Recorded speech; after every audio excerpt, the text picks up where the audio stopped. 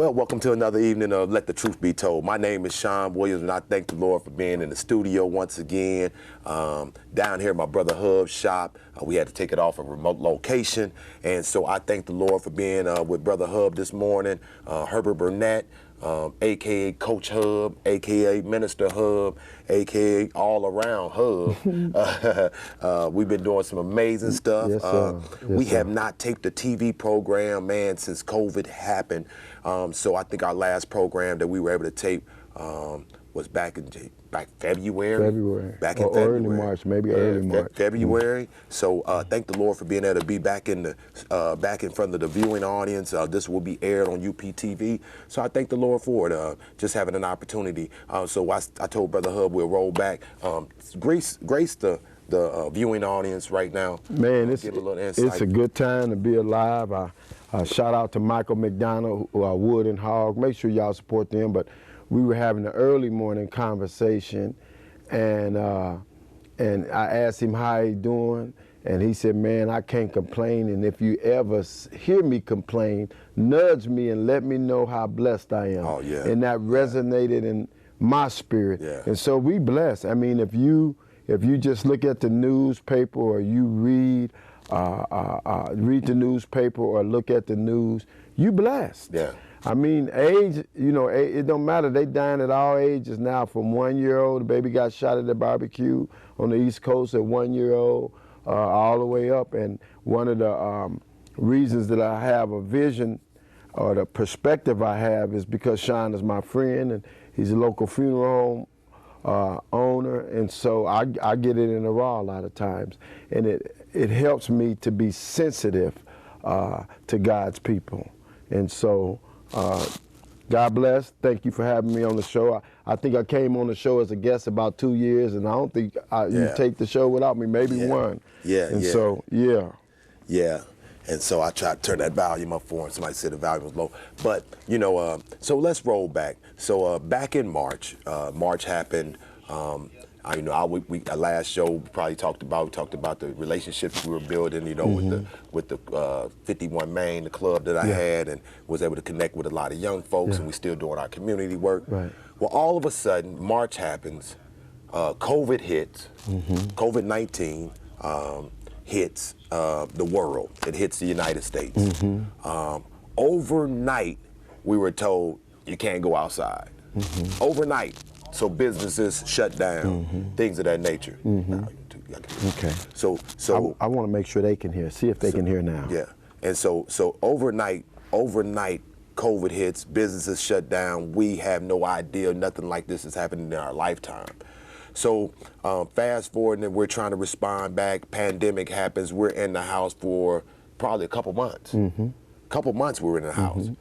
And so it's some amazing things came out of that couple months of being in the house too. But we were in the house. We couldn't have no move around stores. I mean, everybody panicking, running out the stores, buying the shelves for everything from toilet paper to vegetables to hand wipes, to sanitize, everything, all that. Because we don't know what's going to happen. You know, what's the next move? So moving forward. All of that happens. We started to go trying to get back. You know, we started learning these different phases that we got to do. Funeral home businesses. We had to change the way we do things, handling COVID victims and being able to deal with this health alert. And so all kinds of stuff happened. The country was split between essential workers and non-essential workers. Yes. You know, I'm giving a flashback. Right. So folks that was non-essential workers, I mean, we look up 30 million people were unemployed. I mean, literally overnight. Overnight. People filing for unemployment. I mean, the government assistance funds that the government was giving out, it didn't make it to the essential businesses that needed that money to maintain. So then we had to regroup and send another lump sum of money out to be able to help business owners stay in business. Unfortunately, we were one of the businesses that went out of business, and it was many like us. You know, I mean, just a little too late. You know, to get that relief, and so so then after all of that happens, we're trying to respond back. Some of the states went back a little bit earlier than others, and started doing things as normal. Shortly after that, as things start to move back, we're learning about social distancing, we're learning about sanitizing and wiping things down, and so we're trying to work with restaurants being able to open back up with outdoor seating opposed to inside seating. Some states were different than others. You know, I've traveled to different states during this COVID-19. In some states, I mean, you see folks I'm coming to a state of Mississippi. I got a mask on. My dad got a mask on. Nobody else in the gas station got a mask on. You know, and we're wondering what's going on. So every state was different. And so shortly after that, giving an update, we've been working with community about police and community relations. Been trying to work on that for a long time. I mean, way before Kiwan, we were working on that. Fast forwarding it, Minneapolis, Minnesota happens. George Floyd, last words, "I can't breathe." Officer puts his foot on his neck.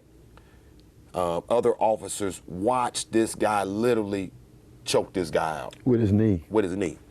Literally choke this guy out in front of a video audience. So now we're able to see a videoed murder of this young guy, George Floyd. The country shows outrage by riots, by looting, by protest. Black Lives Matter movement, moving us forward. We're still in that mode right now because there are rallies and folks are trying to figure out what they can do, and folks that were never involved are trying to get involved and see where they fit in at. I think it's good to point out two things. Number one, the officer was cool, calm, and collective while he was killing him. He wasn't in a rage or nothing. He was like he was brushing his teeth or taking a walk in the park. And the other thing I would like to add on, and then you can keep it moving, is that other countries were marching. Yeah. And I think that's very significant, that Spain and France and, you know, all these other countries joined in on the march. Go ahead. Yeah, you know, on the officer tip, he was in his element. He was in his element. You know, we military guys, he was in his element. He was zoned out. You know, this is what my target looked like, and this is what I do to this type of target, you know. And there's a lot of other things gonna come out in the trial, whether if he knew him before, or they had a relationship on security before, whatever the case might be. So all that'll come out in the watch, you know. But for African-American males, everybody had that experience. Everybody's had that experience with law enforcement. So through George Floyd, we felt as though we could have been a George Floyd at one point of our lives, you know. Some of us know our rights. A lot of us don't know our rights. Some of us, and then some of us know are been trained to how to interact with police officers during a routine traffic stop. Some of us don't. I mean, because of the fact that we traumatized now, we've seen it happen, and some of us have seen stuff just go totally wrong during the traffic stop. So we're still building those, trying to build those relationships, and how does that work? And so. So we're having a lot of different conversations. So we're still in pandemic mode. COVID-19 hit. I mean, some states are. I mean, Miami's about to shut back down all over again. Arizona's about to shut down. Texas, you know, about to shut back down. You know, we got a president that's egging on everything. Everything. He egging on everything. Inciting. You know, he's inciting riots. You know, I mean, something that, I mean, he might as well say fire in the movie theater. You know what I'm saying? And everybody runs. But he's trying to encourage his base to and motivate them in a racial manner. You know, and so you got gun holders. You got militia groups. You got, you know, guns went off the shelf during this time period. You know. And so now you got militia groups and you got all kinds of other groups, you know, rallying, trying to get membership and this and that, because somebody thinks somebody's trying to take something from somebody else. But really, Trump is trying to win another election by any means necessary. You know, telling us what we're seeing, what we ain't seeing.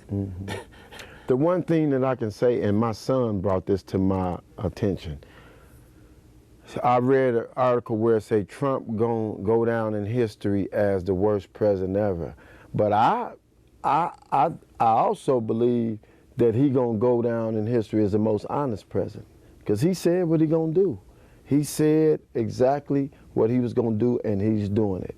Now, it's against all morals, but he said, look, this is what I'm going to do, and y'all can take it to the bank.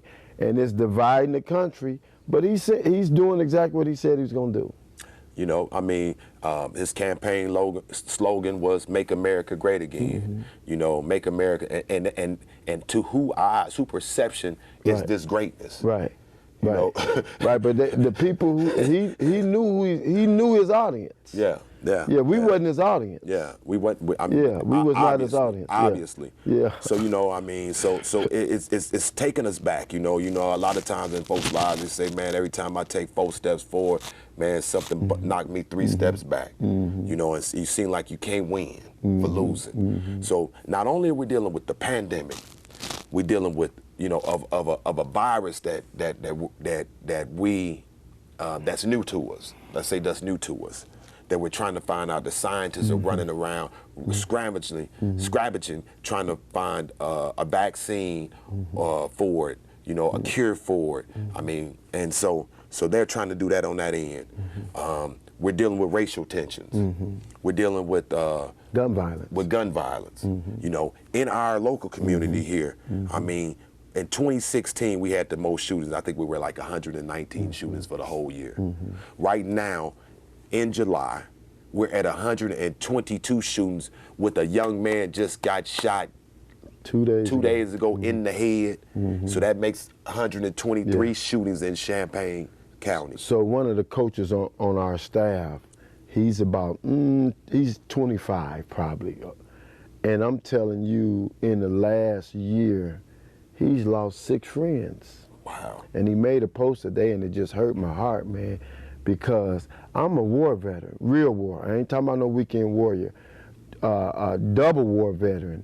And man, I just picture sometimes me being in the morgue and looking at all those bodies, man, and then having to keep going. And I'm saying, man, all these young people got PTSD. You know, your friend that was with you, and now you're looking at him dead, and then another friend dead, then another friend dead, and ain't nobody getting no counseling, ain't nobody getting no help. And if you don't know God, I snap sometime, and I know God. You see, and I believe God, I trust God, and so I'm looking at some of these people that don't know God, don't believe in God, man, and they seeing all this. It's got to be tough. Yeah, we're gonna wrap all this around and try to come up with some solutions to be able to put out. You know, but I just wanted to give a backdrop of what we're dealing with, you know, on top of everything you were going through before this even happened, before this new world that we live in, before this even happened, you know. And so I mean, it's tough, Hub. It almost has me afraid to be honest with people and tell them that the pandemic was the best thing that ever happened to me. I mean, this pandemic has been a blessing to me on so many levels, spending more time with my family, getting in the Word. In order to stay open, I had to switch and sell masks. They kept telling me, we want you to sell shirts. So financially, spiritually, emotionally, it's been good for me. But I don't say that too much because I don't want to disrespect so many that it had been good. And one thing I love about you, you came in here when the club closed, and you was depressed, angry, mad. You sat right where you sitting, and it lasted about 30 minutes, and you spiritually washed your face and got up and hit the ground, and you ain't stopped yet. And so I love your resilience. I love your attitude, your mentality, your faith level, and man, that's contagious. That helps me, you know. So shout out to you. I literally watch you deal with it and mourn for 30 minutes only, and then you've been rolling ever since. You know, what did Mike tell you this morning? Mike told me, man, if I start complaining, shake me or nudge me and let me know how blessed I am. Man, what you talking about, man? Yeah. When I, you know, old saints would say this, man, when I look back over my life. Yeah. When I look back over my life. And think things over. I won't complain. Man, come on. Because of the fact that I know if he helped me back then, he can help me win in the wilderness. Man, let me tell you something. my grandmama used to say, I wouldn't take nothing from my journey. And my journey has brought me through war, divorce, outside kids. But all this, man, God knew what he was doing. He was building me for such a time as this. So I wouldn't be so judgmental. I ain't gonna say that I don't judge at all, because I'm not perfect. But I'm able to look behind the fault and see the need. Because of things that God has allowed me to go through. So I'm gonna say, like my grandmama, I wouldn't take none from a journey. Yeah. You know, because I mean, we learn from our past, you know, and it don't feel cool going through it because everything's new. So as we've been transforming and trying to respond back to how we do things, I mean, Zoom then start happening. So now we can't meet face to face. So the devil already know if you get you into an isolated place, he got you. If you got no connection with God. So now we couldn't even go to church. Man. Right. So me and Tanya talked about it. We talk about it a lot now. You know, how that church play a role and how church had played a role on the people. You know, we talked about how one of the ladies that we know, right? She owned some houses, and she was going about, she's an evangelist, she was going about her business, and they called her on the phone, and from the hospital, the family did, and said, oh, we need you to come pray for mama, you know, this, and this. So she had to stop what she was doing at the Home Depot and run over there and pray for mama. But we've been so programmed, and we got to start renewing our minds and forgiving our own selves, because she went over there to do it, but it was an inconvenience for her to go do it. You know what I'm saying? And so when she told the story, I'm thinking like, they in their minds, they can't pray for themselves. And the scripture tells us that believers can lay hands. Man. But some of that. But we've been programmed for so long. Well, and a lot of that, I'll never forget, an evangelist, he came to, I don't want to say the pastor's name, but he came to and I was sitting there and I was looking, and I've been in church all my life and I know real and fake, and so when it's fake, I just sit there and chew the meat and spit out the bones. So this evangelist, he was okay, but then he called the pastor up there, and basically he told the pastor that you're enabling these people. Basically he told him, you're selling them on you, so they need you to pray. That ain't how this thing go. You need to allow them, you need to teach them that they can pray for themselves, because if you make a disciple instead of you adding to your church daily, you'll multiply. That's what leadership is discipleship. Yeah. You see what I'm saying? And so when I tell people I'm gonna have 5,000 members, they like, man, you crazy, you just running your mouth. You know, and so, but I've seen it. I've been in the environment, Christian House of Prayer. When I joined there, they had 300 members. I left and came back, he had 21,000. Rest in peace, Bishop Holcomb. Bishop Nathaniel Holcomb from Killeen, Texas. But when I first came to his church, he had 300 members, and he had a confession of faith. People are standing in line to hear the word of God. And so I just laugh at people, but not really laugh, but I don't even pay them no attention, because I know what God done showed me. And so, go ahead. I go a whole nother way. But you know, so now responding back and thinking about all of that and adding what we know spiritually, adding what we know as far as military thought process, strategic thinking, all of those things, you know, think tank, you know, community work that we do. You know, I ran into a brother this morning while we was drinking coffee, older brother, and he told me, he said, man, you and Hub keep on doing what you're doing. You're making a difference, whether people want to admit it or not. But let me stop you there. It don't matter about people. You see what I'm saying? We in God's instructions. And so one of the things that my commander-in-chief, God, told me through his word is, be weary when all men speak well against you. Yeah. So he's telling me right now, if you do what I say, you're going to have some haters. But if you ain't got no haters, you probably ain't doing what God told you to say. Yeah, but that... And then let me say this. And then the other thing, man, why you always on Facebook? Because some of my enemies still need to learn. They're not going to come to me and say, Hub, man, I see one of your gifts is leadership, man. And I know I'm in this big title, but I really don't know how to learn. Right? God already told me. So put it on the book so they can still learn. They can learn and bless people, and God can get the glory. Right. That's the main thing, man, for God to get glory. He know your heart. He know if your motives are pure. So, I mean, that's good when people come, but one of the things that hurt my mom, and she been fighting since the 60s. She been in civil. That's why the movement is in me. But she was always she was looking for somebody to tell her she was doing a good job. And when they throw her away and didn't treat her and didn't give her the job that she deserved, it made her bitter. But what it made me do is go get my own job. See, a lot of people don't want to hear that, Sean, and I'm going to get up off of it. But they don't want to hear that we own our own jobs. If you work for the University of Illinois, you bet not say nothing about them publicly. You'll be out of job. Even if you know it, you better shut up and let me and Sean say it. But they gotta be able to receive that. Don't hate on us. Right. Learn from, man, I served 20 years in the Army. I lost a 24-year marriage serving under Uncle Sam. So he ain't doing me no favor by paying me every month. I got to deal with dead bodies in my mind and bombs blowing up every night sometime. So he ain't doing me no favor by paying me for the rest of my life and giving me, I earned that. Yeah. But what my dad told me when I made $20,000 in 1 month in El Paso at my store, and I was ready to listen to my mentor who was of Arab descent, and told me, you need to get out.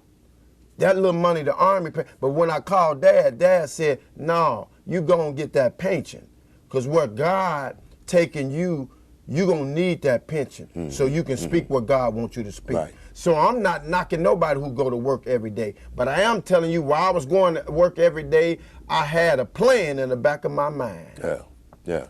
You know, what I will say is this, Brother Hub, on the fact of the older guy. I do like it when when folks, you know, because you need somebody. You need somebody to cheer you on. Sir. Yes, sir. You know, I agree. I agree. So it's just like the kids. They need somebody to cheer them on. Right. That's what the fans do. It's cheer you on. Right. You know what I'm saying? A good team, they put a lot of interest in their fans, so that their fans can cheer them on. You got right now the Washington Redskins is changing their name because during this whole pandemic and all this racial stuff that's going on, now this is at the forefront that this has been a racist symbol for years. So today they dropped the Redskins and they coming up to announce a new name. They got to rebrand so that they can be in Walmart, so they can be in the other stores. They got to so they did renewing of the mind. That's right. Because what we keep on working with, we keep on putting old wine in new baskets. You got to change that up. We learned that in church. It might be new wine in old baskets, but we get the point. Either way. No, you can't put the new wine in the old basket. You know what I'm saying? You can't put that don't work. That don't work like that. Yeah, that don't work like that, man. You know, and so I was listening to a dude that was talking about his relationships and this and that and this and that. I said, man, they all got some issue. All you did was change actors. That's all you did was change actors, man. Yes, sir. Everybody gonna have an issue. Yes, sir. Yes, sir. Are you strong enough to deal with the issue? Yes, sir. Yes, sir. Now, if you don't got the right renewing of your mind and can see the forest past the tree, that's right. You can't deal with nan issue because you don't have enough tools in your toolbox. That's right. You ain't got enough people that prayed and laid hands on you. You don't got no spiritual guidance. Pastor Johns would say, you don't know how to win in the wilderness. Win in the wilderness. You got to be able to win in the wilderness. So as the wilderness start happening, everybody working on fear. Oh, COVID this, COVID that, COVID this. You switched out faith for fear. You lost faith because during this pandemic, I had a church tell me, man, we gonna do it this time, but don't call the so-and-so missionary Baptist church no more for a funeral. Because we ain't gonna be able to do it. But you lost all your faith.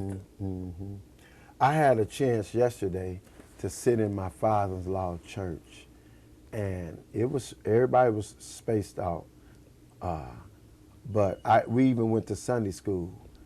And man, when I tell you, it was like filling up my tank, just sitting near people.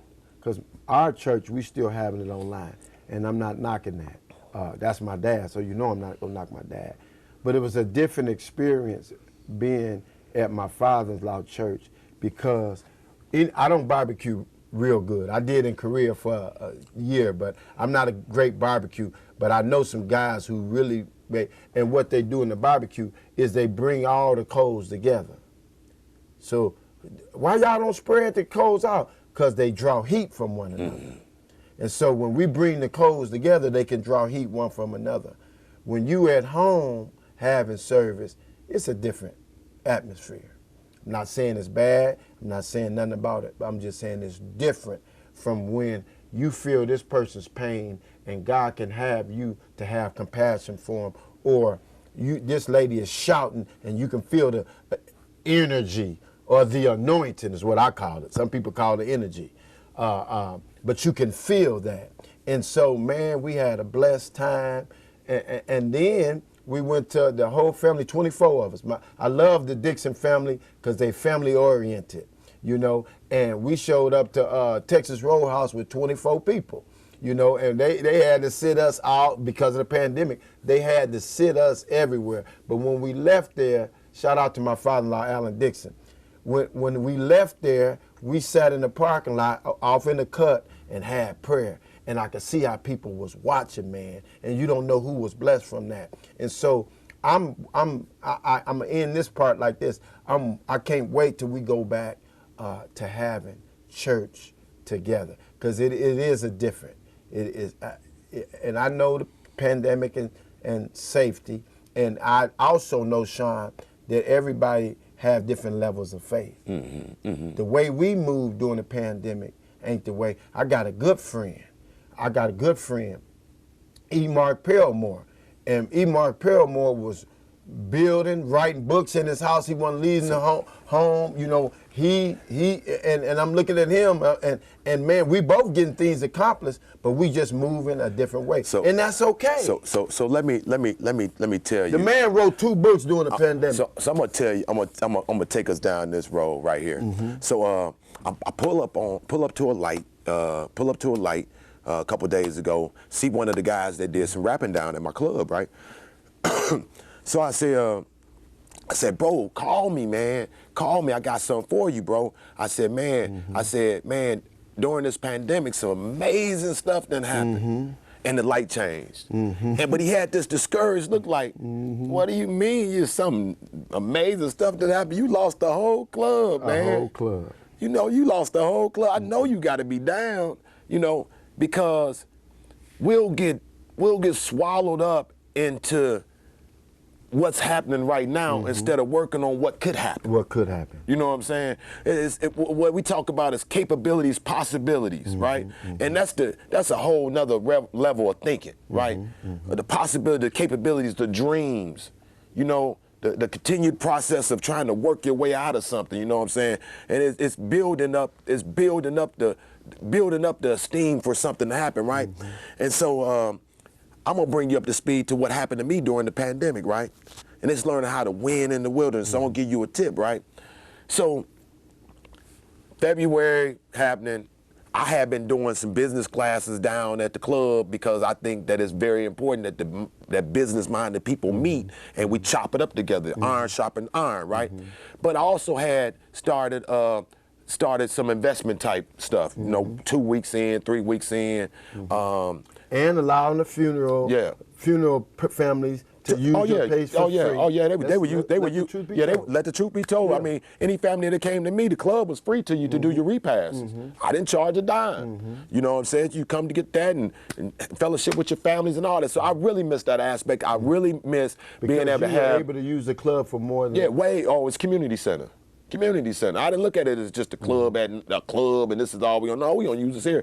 Maximize the usage. Young folks, you know, meeting up, doing a team party, stuff that we grew up off of, giving some of the young guys a chance to entertain their friends through music and rapping or whatever they did.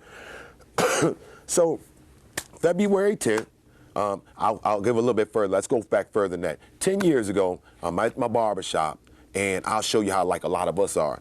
I'm at my barbershop.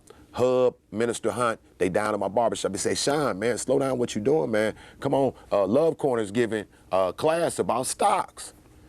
And I'm like, man, these guys coming over here today, man, this evening, man, we got some other stuff going on.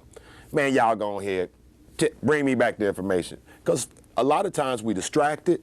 A lot of times we don't want to put no work in. A lot of times we want somebody to do something for us. Bring me back something. Bring me a plate back. Bring me get a obituary for me. What the dude on the radio say, where the free chicken at? Yeah, the dude on the radio called and said, man, y'all talking about the wrong stuff this morning, man. Where's the stimulus money at, man? You need to be talking about where the free mask at. Yeah. See, when it became this hopeless person in this hopeless society and this handout giving person that we never want to go get it for ourselves, right? And I've been one of them people, you know, because you fall for the trap. You are. When I did read a book, it did say you could be a product of your environment. So I'll becoming a product of the people that are surround me, instead of being that game changer that changed. So what happens is that I didn't do it 10 years ago. I come down here, and he already told you I was depressed. I'm going through this thing, man. We quick to want to embarrass each other, talk about it. Oh, you lost the club, da-da-da-da-da-da. You know, so I'm feeling all these different emotions in my head. So I come down here. Did you feel like the city let you down? I wouldn't really say I felt like the city let me down. I feel like that you know, as far as some of the business stuff that was going on, you know, because they was helping a lot of other. I mean, I'm gonna just keep it. Yeah, but I don't feel like I don't feel like the city. You know what I felt like? Did you ever feel like that? No, I don't feel like the city never let me down. I don't feel like the city let me down. You know what I feel like let me down? The owner of the business, he let me down. Yeah, but the city could influence him. You don't think so? They tried. Okay. I worked with some folks, and they tried, and he asking them for a favor, but wouldn't give me one. Favor. And see, the reason I brought that up is not to throw you on the bus and put you on the plane, but that's how I felt. I felt because I was your puppet, right? I followed, when I got here in 2008, I was broken, and I followed you all around the town, and I know all the work you put in to try to bring the city for free. And so, in my opinion, I'm gonna let the truth be told from because I don't work for the city. I felt that all the work you and Miss Rolene, Miss Rolene Sean Williams' mama. I know I'm gonna say it because you ain't here to say it, Miss Rolene. So I'm gonna say it for you. All the work, you too, Joe. All the work that you did, man, they should have made him work with you. For 10, 11, since Keywan Carrington died, you put in a lot of work for free. Not no 501c3, and I ain't hating on 501c3 because I got one. But all these people they giving money to and all that, now you needed them in a vulnerable point. And it wasn't God's will, we know that now. But that's the way I felt that day. Yeah. Yeah, and so, you know, I mean, I had some people renting some space from me, and they came to me and they said, hey, you know, hey, man, we ain't been able to have a congregation like that, and can you give us a break? So when the guy didn't give me a break, I still reached out and gave them, man, cut it in half. Give me what you can give me. Yeah. And God gonna make it work. Yeah. And that's the way we still roll. Right. We still roll like that. Now I lost that, but I'm gonna tell you how God worked it out, right? I come to my friend, February 10th, come in here. You know, get my motivation, right? And you say, bro. I said, what you doing? You said, man, I'm messing with my Robinhood app. I asked you, I said, man, what is you talking about? What is Robinhood? You said, sit down, bro. So you got to have some good neighbors around you, good friends around you, right? That can pour information into you. You said, sit down, bro. You always busy. Sit down for a few minutes. Let me show you this Robinhood app. Bam, pandemic happened. I started doing a whole bunch of my own research. I stuck $100 on it. Robinhood's a stock market app that you can work on your phone. Download it, put $100 in. In 2 days, I made $350. Boom, light bulb go off in my head. Now I got to tell the world because I don't hold nothing for myself. I got to give it away. God give it to me, I got to give it away for free. I ain't charging no money. All the stuff that I see, webinars and all this here, man, they charge you $1,000, $5,000, get in my school. I paid for IM Academy, learn about the Forex trading. You know, I did a bunch of other stuff because I'm trying to learn how this works. what's this newfound information?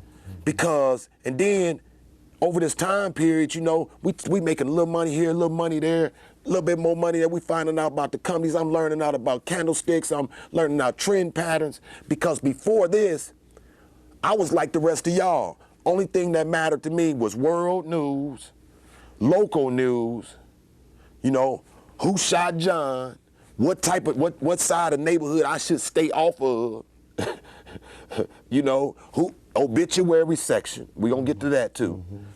You know, those type of things. But when the Dow Jones came on, the NASDAQ, the S&P 500, I know nothing about that. So I'm scared to get into an environment that I know nothing about. Fear. But it's the most important thing on the news. It's the economy. It's how to build generational wealth. And you showed me that. So when I said the pandemic been great to me, man, it's been great. I learned how to recover. You know, in the military. Recover. They say recover. Recover, you get up out, yeah. Recover. You in the lean and rest, and we recover. You know, you down here, and they say recover, and you hop up. You hop up, get ready. Recover. So now you're able to recover, regroup yourself. Right. You know what I'm saying? But not enough of us know how to regroup. Right. And when they putting all this propaganda out on you, fear, undecisiveness, the leader don't act like he know what time it is, but he getting paid on the back end, because what it showed me, you know, we going through a recession. Oh, you're telling you going through a recession. Well, the money ain't left Earth. Somebody getting paid off your dysfunction. Yes, sir. Who is it? Yes, sir. Get back what the devil then took from me. Because my motives was pure. Right. And that's why I believe in God so much, because you gotta have something that you can rely on besides yourself. I was telling somebody the other day, I said, bro, you don't listen to nothing, man. You don't listen to nothing. You don't pay attention to nothing. You ain't listening to no other information. You ain't getting no other information. You only trust yourself. So now what you doing, I said, really, you a fool. Because you ask yourself a question and you answer your own self. That's crazy. Yeah. Ain't that something? And most of us do that. They ask your own self a question, and then you answer yourself. Now you borderline mental. You borderline mental. Right. Let me throw this in there before we get too far off the stock. A lot of people hear me talk about 18 to 35, and I'm not taking away from any other age group. This is what the views opinion of Hub. I believe that in order for us to turn this violence and everything around, we got to lock in to the 18-35 age group. Yeah. And not just the violence. Sean, I turn you on, you turn 80, I think we got 80 people 80 people on the group chat. But Keon Button, an 18-year-old, he's probably 19 now, from Rantoul at a summer youth church camp, turned me on. Yeah. He was 18 or 17 or 18 at the time. He turned me on. So now all those people that are on our chat group, he don't even know him, but he responsible for him. Yeah. And that's the way it works. Because he was an 18-year-old. I didn't look at his age. I looked at what he's doing. He showed me I was profitable to him. I'm a businessman. Sign me up. So and that's as it all sunk into me, Hub, you know what I'm saying? Thank the Lord for Maxwell, this guy named Maxwell. I won't even throw his last name out there, this guy named Maxwell. I end up talking to him. I seen him on a trader site, Facebook trader site, because I don't even look at Facebook the same. I'm looking at trading sites, you know what I'm saying? I'm getting new information. So I don't even operate the same no more, you know? I mean, I'm looking at stuff in the morning times. I'm looking at Motley Foods. I'm looking at Yahoo Finance. I just got turned doing our training yesterday. So Maxwell, he's been doing some training. He 2 hours. I hit him up on. Hit him up on his DM. Talked to him. Told him what we were trying to do in the community. What I've been doing in the community. He looked me up, Googled me, seen all the work that I was doing in the community all these years and things that's been going on. He said, "Man, I'll be glad to help you out in your community." He off the East Coast. He grew up in a really affluent. really you know, a different type of lifestyle, you know, his family and stuff, really structured. So he went to college and, you know, but he wanted to be able to give back. So he had like a master's degree in economics. So he's teaching everybody on our group chat for free in the community. You cannot beat that. But the only thing about it is that we're so fearful that it's only probably 20 of us that really are involved into it. You know what I'm saying? It's a process. And so what you can't do is you can't forget. You can't get frustrated because I gotta remember where I was at. Yeah, I remember where I was at. You can't. I mean, you get. Why they don't want this? Man, why? Took me 10 years. But it took you took 10 me years. 10 years. And so you got. And one of the things that I'm learning, two things. Patience. One I give you credit for, and one I give my dad credit for. Relationships are very important. Yeah. You know, even though I done 20 years in the Army, and I'ma do what I'ma do, what God has shared with me through you is you still need relationships because it's not about you, it's about God's people. Yeah. So sometimes you're going to have to build relationships with people. T.D. Jakes called it comrades, confidants, and constituents. 3 different people, you know. And so, and the other one is patience. You got to be patient. One of the things that I've been working on personally is my anger, because the scripture says anger resteth in the bosom of fools. So if I got anger in me, that means I got some foolishness in me. And what I don't want to happen is what happened to Moses. God told Moses to speak to the rock, and he smoked the rock. And no matter what God called you to do, he ain't going to have you mistreating his people. You know, one of the skills that we teach, right, is how to be coachable, how to be trainable. You know, how to receive this newfound information. You know, how to discipline yourself. You know, not everybody trying to go to the same place. That is cool. But what I've been to meeting after meeting after meeting, Hub, and meeting just to set the meeting up for the next meeting. You know, and all these folks jockeying for the funding and this and that and this and that, but really just trying to identify somewhere where they can identify to get some more money. And you know, off of your mishap. Off of your mishap. You struggling, you going through it. You the one that's burying the loved one and going to the next one and burying the next loved one and going through the dysfunction and watching your kids get took and you working 4 and 5 jobs and still can't make ends meet and all this other type of mess that's going. You're mentally disturbed and penitentiary and all of this different stuff and the COVID-19 and you know all of this different stuff that's happening on. You know, but what I've learned through it, a lot of it happened to us because of probably 2 or 3 things.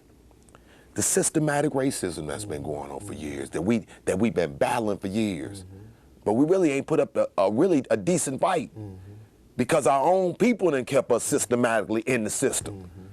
The folks that we looked up to, because they got smarter and they utilized it on us. You know what I'm saying? The ones we look up, the ones we say, come over here and pray for me. You know what I'm saying? Your motives weren't pure. You know what I'm saying? Then I looked at it is that we impoverished in our mind, man. As a man thinketh. We impoverished in our mind. I remember talking to a brother that said, man, you know what, man, I just went to Rantoul for the first time. I mean, not Rantoul, Chicago. He just went to Chicago for the first time. He 40-something years old, never been nowhere else. Decatur, Danville, and the furthest he went was Chicago. Man, as a man thinketh, so is he or she.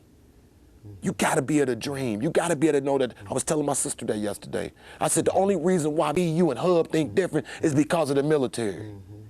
We was able to travel, and there wasn't nobody just saying that the world is vast. We saw it.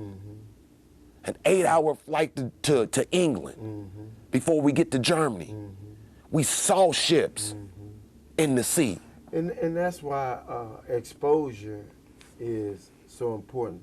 When kids try to tell me that, oh, the black kids are they're not smart, they're not that, I would never agree with that because they rapping at 3 years old.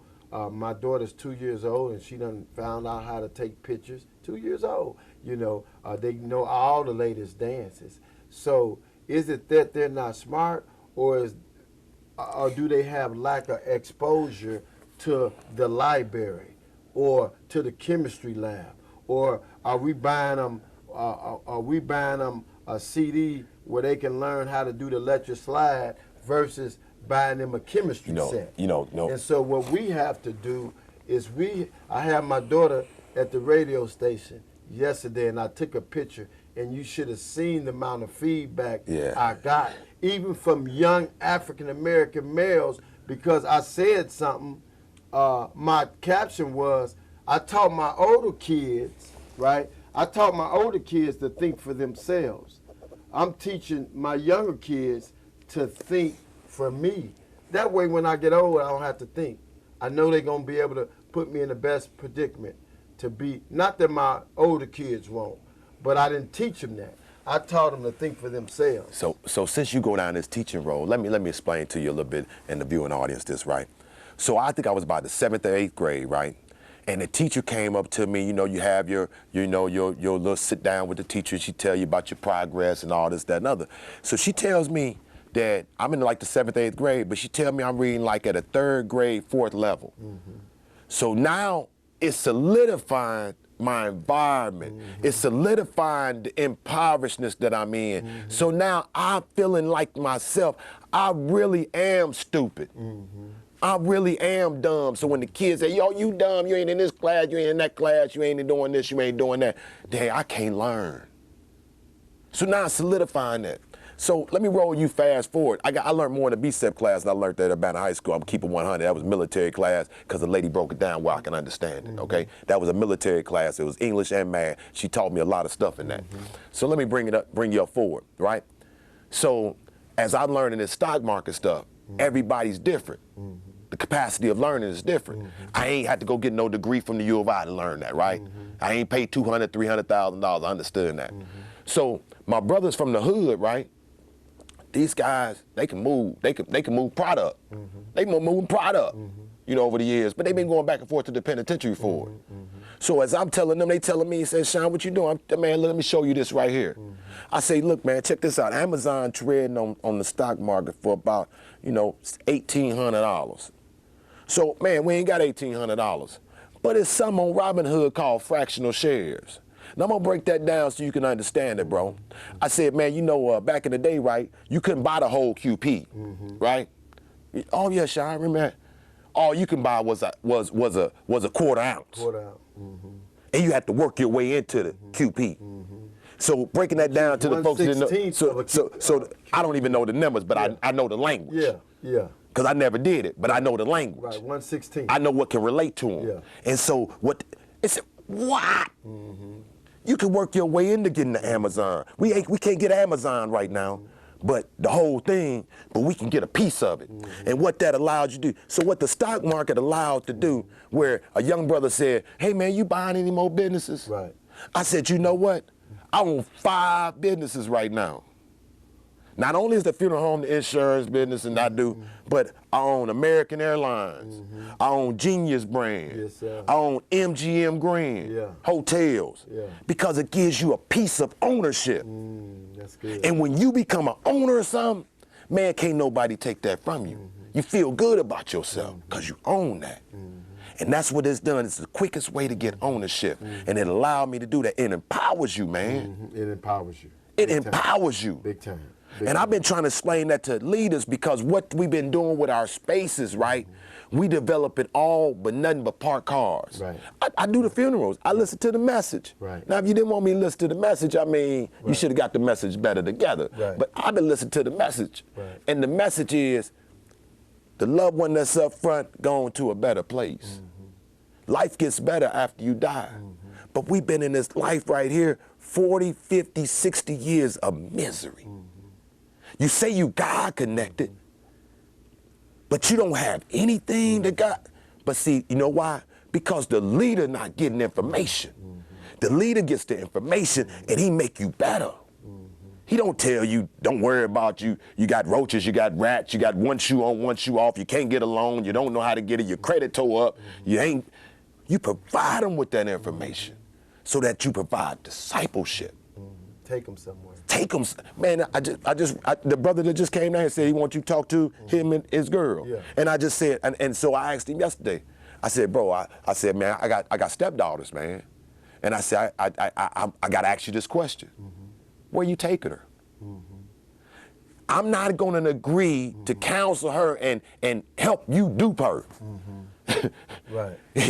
Is you going anywhere? Right. Are you changing? And what I told that same person is, I know you serious, because for you to remove your ego, take away your pride, and come to another man and tell him what say, I your want issue. you to help me with. For him to come here and bring his woman here, he loved her. He told me, because I called him and he said, "No, it's over." I said, "Ain't over," because God put it on my heart to have y'all sit down. The devil had all this traffic in here to square you, but we ain't got but like 8 minutes, Jason. And I want to tell you, I want to read to listen audience what God got me reading to myself every day.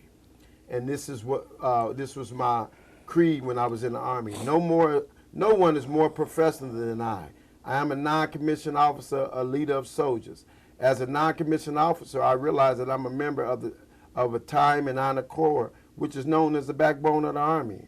I am proud of the Corps and non-commissioned officer, and will at all times conduct myself as to being credited upon the Corps, the military service, and the country, regardless of the situation which I find myself. I will not use my grade or position or attain pleasure, profit, or personal safety. Competence is my watchword. My basic two responsibilities will always be upmost in my mind: the accomplishment of the mission and the welfare of the soldiers.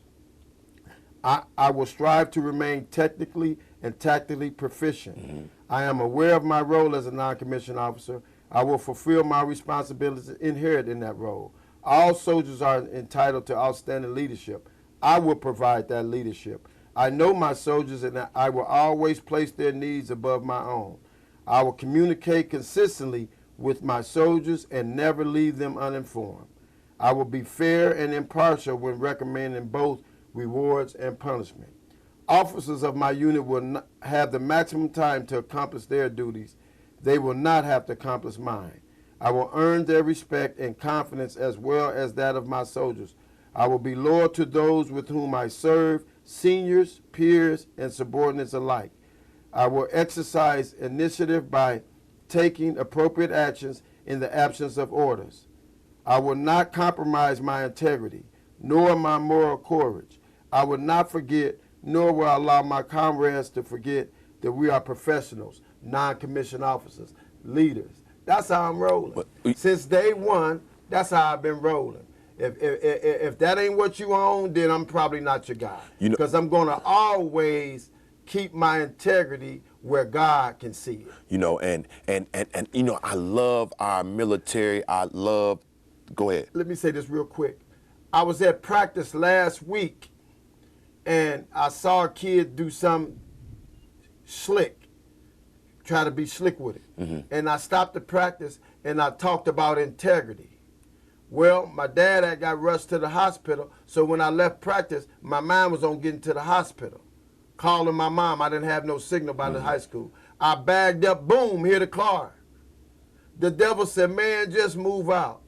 The Lord said, "Didn't you just tell them kids about integrity?" So I wrote a note for the person with my information. They called me next day, the insurance gonna pay for it. But just that quick, while I'm preaching about integrity, I was tested. Go ahead. And that's how it happened. But I thank the Lord that for the military, patrioticism, yes, and all, you gotta have something that governs you, yes, man. Sir. And before I get off this program, yes, you sir. gotta find something that'll govern you. Yes, and sir. life is bigger than just yourself, right? So you got to be able to think bigger outside the box. Yes, Too many of us have been thinking about ourselves, me, mine, I, instead of us. And that ain't how blessings happen. No, sir. Blessings never happen like that. I know so many people that can never come up. They done tried everything. Everything. Yeah. They done beat out everybody. Yeah. And still can't get ahead. Can't get ahead. And I love what me and you got going on because of the fact that we military mind, it's been embedded with us day in and night. And it's always about not leaving nobody else behind. If you want it, tap in. Now, I'm not going to every march. I told them that. I'm not going to every march. I'm not buying every Black Lives Matter t-shirt. Why not? I'm selling them. I know I'll get a couple of them from you, but I'm not going to keep on buying you out. If you black and you don't understand your life matter, you behind the 8 ball. You like the man that don't watch the news. You ought to know that by now. You ought to be motivated by now to do that. You know, you need to tap into somebody. You need to maybe when these churches open back up, get up under somebody that's gonna take you somewhere. So that you can motivate yourself and learn how to win in the wilderness. But at this level, that I'm on right now, I'm taking the folks that want to learn, and I'm sitting them down, and we gonna learn. We gonna move together, man. This creed, and it ain't that I'm a. Go ahead. But let me give you this big shout out. A big shout out to you for the relationships you built up with the News Gazette, with the guys up there to be able to take the bookings down, and big shouts out to you for to pour in to Jay Simpson for this opportunity to be another writer, African American writer for the News Gazette. Big shouts out, brother Hub. Great accomplishment because he's going to be one of the main guys to segue between that 18 to 35 that we target, and that could be a game changer. Be a game changer, and it's going to help on so many different levels. Many different levels. God just gave this back to me about a week ago. I mean, I used to be able to recite it, like verbatim for my soldiers. Yeah. But he reminded me of how I need to operate. Right. This is how you operate. Don't get mad at what people say. They're not going to, everybody, you're going to have some haters. Oh, that comes with the territory. But you still got to operate like this. Trust this. This town to make you feel bad about your success. Yes, sir. So you got to think bigger than the town. Trust me, because here's my thing. Well, Hub, why you want 5,000 members so bad? Hub don't want 5,000 members. That's what God showed me, a number over $5,000. And guess what? If my church has 5,000 members, guess who's going to influence who's on the city council? Guess who's going to influence on the school board? If it's only 8,000 people voting and I got 5,000 of them in my church, we're going to have some influence. But let me say this, and we're going to have godly influence. But you got them in your church right now. I know. It's about the folks that come right through here, the people you run into in the street, the young men that look up to you. Hold up, we got to roll. Can I say this without being arrogant? We got to roll. This store is doing more ministry than the average church in the country. We got to roll. Hey, man, thank you guys for pausing your day to watch this program, man.